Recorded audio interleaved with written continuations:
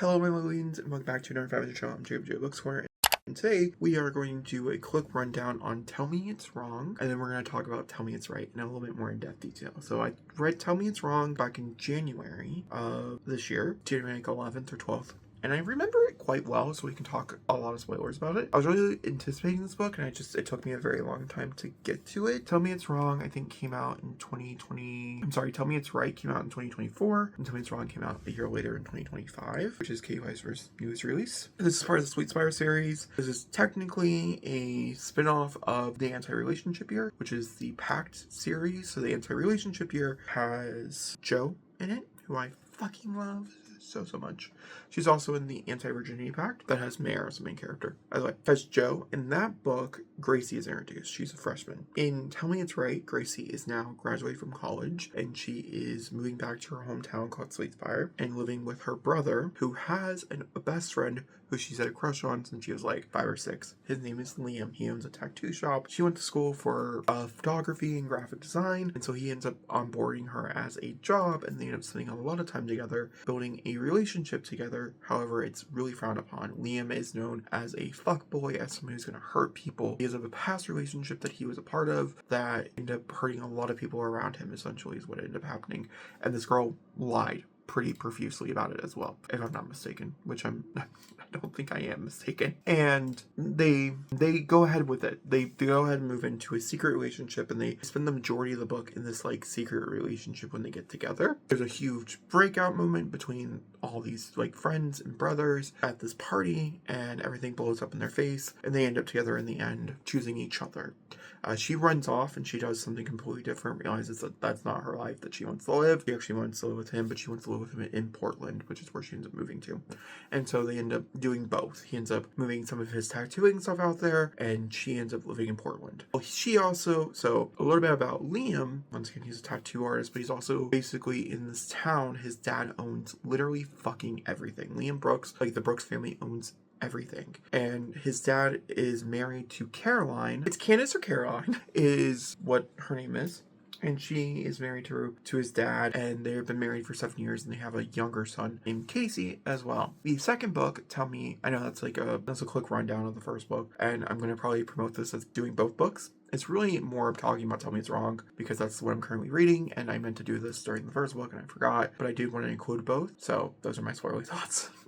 But with that one, I gave it a 4.5. There was something missing from a Katie Weismer that I really enjoyed. It wasn't as dramatic, I think, and I think it was a little bit more streamlined, and so there was something a little bit off, so I gave it a 4.5. Still really loved it, though. Great characters, great chemistry. She knows what she's doing. No one's really shocked. Tell Me It's Wrong is a single mom age gap romance between Candace or Caroline, I cannot remember her name, and Fletcher, which is Liam's best friend.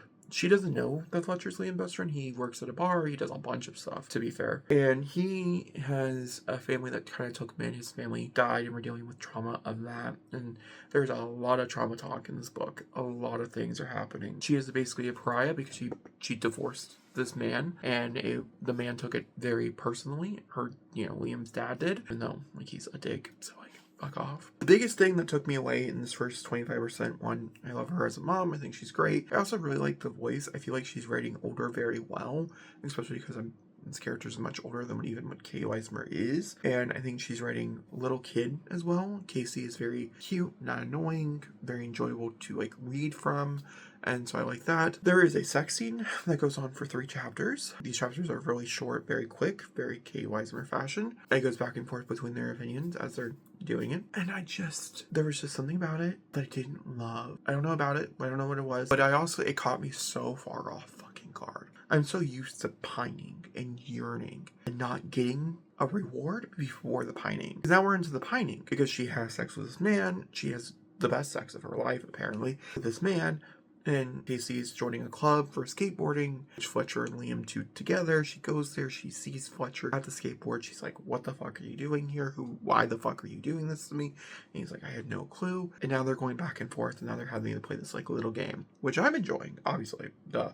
But oh my god, I'm so excited to see if that's going to change the dynamic for me or not. It could. It could change how I feel about the book overall. I also was not wanting a hard-hitting contemporary right now. This is going to deal with a lot of shit, and it's going to be messy. and I just read something extremely messy, and I was like, I just kind of want a different type of contemporary. No, we're just sticking with the mess. That being said, I'm gonna go back to reading it. I'll update you in a little bit, probably about halfway percent or something. Or if anything, like, oh my god, I need to talk to you about, I'll pull up the camera. I just hit over the halfway mark, and I figured I'd come in here and give you guys a little bit of a check-in with Tell Me It's Wrong and kind of get you up to speed. This is surprising me a bit because I was expecting for it to be a slow burn because I'm so used to everything being a slow burn. And maybe she set me up correctly. I do have a feeling this is gonna have a third act breakup. If this is screaming that something is going to happen. More than likely, I do have a theory. I'll play it out there in a second. But this is very much screaming. A third act breakup is coming. Well, not coming.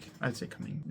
Not like soon, but relatively soon. You know, we're only halfway through. So they decided to keep the relationship on the down low. Essentially, right after I got done talking to you, they had decided that they're going to move into a relationship. They both liked each other. I personally felt like it was like moving really quickly. This entire thing feels like it's moving really quickly. Feels more lusty and things. And I have found that in other books that I've read where sex comes first and then like a third on relationship, it typically does feel more lusty to me than like a build up. Not that one have a one night stand and fall in love and get married and have the best life of your life. Like, you know what I mean? Like, do you? Not a problem. I don't know. I'm not saying that's particularly what's happening here, but I'm just saying that it is a common thing that I have witnessed and or realized before. So I'm pretty much accepting them and I've moved on. They've slowed down a bit on their relationship, which is really nice. And I just was expecting a bit more time, I guess. And we just haven't had that bit more time. So that was a little odd for me. Like, I was expecting more time to have passed, I guess, because of how quickly they moved forward. They decided they were going to be on a pretty TL relationship, and it seems to be going pretty well. We go to this event that she hosted for Gracie, which I really liked. I think Gracie's involvement in the story feels very nice. There's a new character named Xavier who popped up, and I was like, ooh, I wonder if it's a possibility that, like, maybe the next one's, like, on a movie set and dealing with fame. That could be kind of fun, because I'm trying to figure out what the next book is. I don't even know if she has an idea for book 3. I know this is a series, and I'm expecting more than 2, and I know she's, like, focused on other stuff. But I was thinking kind of like ahead, like, ooh, could be book 3 about.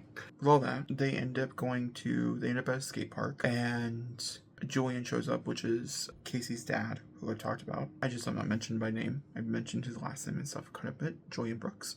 He's like the person who owns the entire fucking place. And so Julian shows up. So he shows up, and essentially Casey's been in this like boarding club, like I mentioned earlier as well, with Fletcher and Liam. And so she's there, and she decides she's going to see the whole entire last experience. She sees the whole last experience. They're sharing looks, but they're not like doing anything.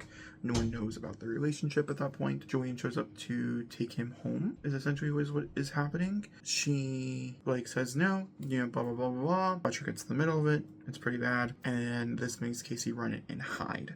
They find Casey. He's hiding in Fletcher's car, which I think is a very big metaphoric. And he's running away from his dad to his new dad. You know, it's a whole thing. I think it's nice. They end up kissing because they're both under a lot of distress. So one thing I've not really mentioned is Fletcher's past. Fletcher, we know, grew up pretty bad. We know pretty much everything we can about... Starts with, let's see. We know pretty much Caroline, pretty much everything about her past. Poor, horrible mom, had a very, very rough life, and did marry Julian for money, which is what everybody says she did, and it was true, and she did. And they, you know, there's a whole conversation and stuff. Sorry about the going black. My screens were turning off. So we learned that, but also something else we've not talked about is the fact that Fletcher's past is he grew up in foster care. He had several siblings, and they jumped around from foster home to foster home, and he's haunted by this dream, this nightmare of a fire, and we don't know the full story yet. I do think it's going to play a part of the plot. So my theory is, because they're now officially out in the public, that they're together. It is a 10-year age gap. He is 23, she is 33. I have a strong feeling, and because he has so many ties, Julian is gloating about all these ties, gloating about ties to the sheriffs, to the policemen, to the lawyers, the whole 9 yards. She's worried that she does something wrong, or she does something irrational, or not irrational, something to protect her son, that he's going to try to take him away. Like, all these things are conversations that are happening. I do think that, like, he's going to try to take her son away, and it's going to drive them apart, and they're not going to be able to be together, because they're together. They're, like, officially a couple. I mean, not, like, moving in, or having anything, like, really serious happen, but they're officially a couple. It just took me a little bit surprised, just because I am used to pining in like slow burn, and we are not slow burn. That's where we're at, halfway through. I'll update you. We're a bit further. It's not Caroline or Kansas or anything else I was coming up with. It's Jacqueline. That I should correct. Scratch all that. It is a C name. It's Christine. I'm realizing that Jacqueline is Jax, which is a character I've not introduced yet. Jax is Fletcher's foster sibling who randomly showed up right after I talked to you, which is why I was going to wait until I did an update. She might be the conflict. I can't figure out what the conflict is. They're still together. So we are in the final act for sure. We're 80-something% in. And I figured, well, I might as well. It's her birthday, so she's now turning 34. Once again, we've handed on a name of Christine. Good to know, good to know. Like I said, Jax is here. Jax was a part of the fire with Liam when he was younger. She mentioned a boyfriend that she didn't have to worry about anymore, so I thought maybe it was a murder, but we haven't gone down that route. There's not enough to to really cover it. There's also not enough to do a custody battle, so I'm not really sure where this is going. It is very happy, very peaceful. Not nearly as stressful as I thought it was going to be. I'm going to be honest with you. Like, I'm a little shocked because it's like, it's very light. It's also, I would have to go back. I would have to reread a bunch of Kate Weismer's spicy scenes because like the marionettes, the one particular scene that I'm thinking of is like really spicy, but these are super spicy. They're not like, okay, the beautiful thing about like Kate Weismer and her writing is that like it's very spicy, but it's like very limitedly spicy, which I love. I don't want copious amounts. I don't want erotica.